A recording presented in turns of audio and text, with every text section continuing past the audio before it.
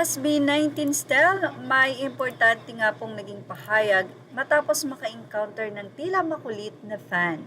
Anyway, may point naman po talaga si Stel dahil sila po ay hindi na basta-basta artist lamang or music icon.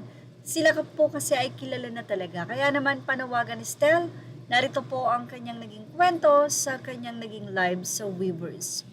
May tao sa baba, so she asked for a photo and then sabi ko, okay lang ba na hindi? Sabi ko, sorry po, no, kasi bahay po, malalaman yung yung itsura ng lugar.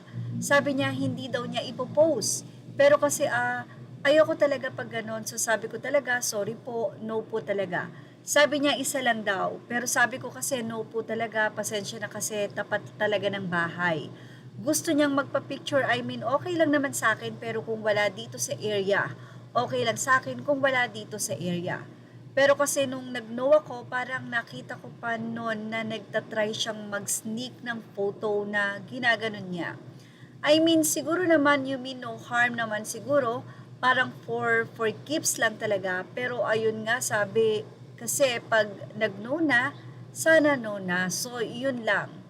And kung sino ka man po ate na nasa baba kanina, pasensya na po, nag-know ako sa photo. Pero ayun po, kung napicturean nyo man po yung gate ng bahay ko, sana po hindi nyo na po siya isend kung kani-kanino or ishare po sa mga friend nyo. Kasi ayun po, napaparanoid lang ako kasi yun lang po. Hindi naman ako galit or what, nasad lang ako na parang maayos naman yung pakikipag-usap ko, pero naiintindihan ko rin naman kasi baka nga napadaan lang siya or sumakto lang na nandun siya. Tapos, gusto niya talaga ng photo kasi once lang mangyari na mag-meet. Pero mali lang talaga yung situation kasi nga ayoko. And then kasi nasa bahay, so ayun. Especially po kayo yung mga nag-aabang sa office. Sana po hindi nyo po gawin yung palagi kasi unang-una, dapat po nagpapahinga po kayo sa bahay nyo kasi sayang naman po yung oras nyo ng pag-aantay lang sa baba ng office namin. Parang gamitin nyo na lang po sa mas makabuluhang bagay yung oras nyo kaysa mag-antay nyo po kayo sa kung saan-saan. Especially pag nakita nyo po kami sa mga, alam nyo yon sa mga bahay-bahay namin or kung saan man, feeling ko naman hindi stalker si ating nasa baba, baka nagkataon lang.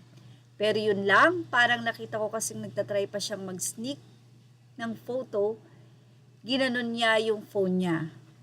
Tapos sabi ko, ate, please po, no. Tapos ayun, nagsabi na siyang, okay po, ganon. Tapos nag-buy naman ako ng maayos, nag-buy din siya. Sabi, ingat po. So ayun lang, if ever man na nagpa-picture or na-picturean po, sana huwag na lang po nating i-share sa kahit nasabihing friends yan or family ate. Kung sino man po kayo, hindi po ako galit, promise. And huwag nyo siyang aawayin dahil lang doon. Huwag nyo siyang aawayin, okay? So yan po yung naging pakiusap ni Stel at sana po maunawaan nang nasabi nga pong sino man yung babae na yon na nagnanais na magkaroon ng photo dahil area po yon, napaka-private po talaga. So yan po, ibinahagi po natin dahil marami din pong kahit paano makakabasa at malalaman ang hinaing na ito ni SB19 Stel. Images are all credit to the rightful owners. Please like, share, and subscribe. Thank you for watching.